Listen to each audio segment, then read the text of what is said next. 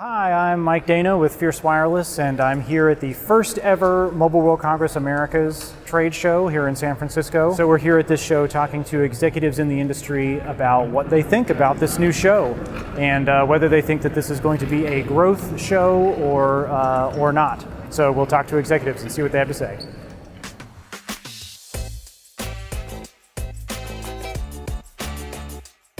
The fall show for the wireless industry here in the United States is always packed full of executives looking for the latest and greatest thing in wireless. And this year was no different. Hot topics at this year's show included the Internet of Things, autonomous vehicles, spectrum sharing, and of course 5G. We'll dig into some of these topics in future videos from Fierce, but perhaps the most noteworthy headline from this year's show was that attendance was well below GSMA expectations. The trade group had hoped to pull in 30,000 attendees to this year's show, but ended up only attracting roughly 21,000. Moreover, by far the biggest news of the week didn't come from Mobile World Congress Americas in San Francisco, but from the new Steve Jobs Theater down the street in Cupertino, California, where Apple took the wraps off its new iPhone X gadget with its usual fanfare.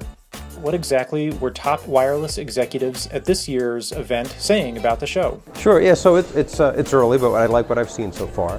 You know, I've been attending Mobile World Congress in Barcelona for many years. I've attended CTIA for many, many years. It's great to me to see that the GSMA and CTIA collaborated on this, to bring this platform here. Right? I think it's great that we get this type of exposure. So that Mobile World Congress coming to the Americas, I think is a good thing. It's early in this show, so we'll see how it is. I think this is actually a platform that can grow year over year. Right? I think what I've experienced in years past here is it's been a little bit stale in terms of attendance, right? And so I'm hopeful that this will actually be a platform that we can grow from.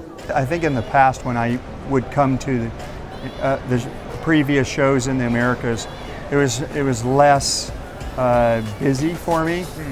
Now I'm having challenges, just like I have at Mobile World Congress Barcelona, and trying to balance everybody that I want to see, all the work that's happening, and trying to balance who I have the time to see. And I brought, because it's also in the Americas, we have 8 or 9 people here from Boingo, maybe more than that.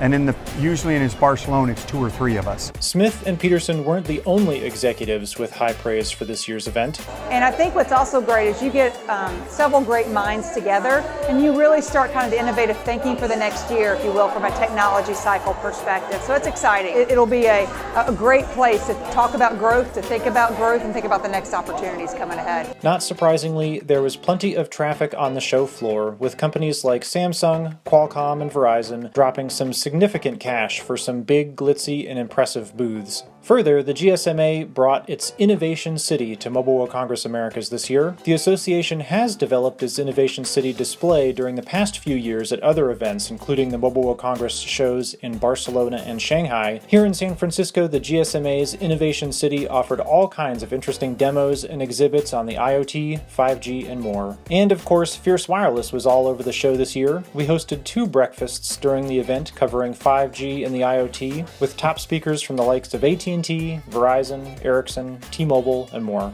You know, when they first announced the show, I think we were all wondering how's this going to play out with TIA, CTIA, and all the different groups. And what we're seeing is this collaborative working going on between, a bunch of different groups that in the past they used to really hold tight, their different areas and regimes. And I think that what we're seeing is by us being able to collaborate together, it's just permeating throughout the industry. Indeed, a final standout element at this year's show was participation from a slightly wider range of providers, including cable companies, satellite internet companies, and others. I hope this new show is really going to take advantage of the convergence of wireless is more than just wireless now, right?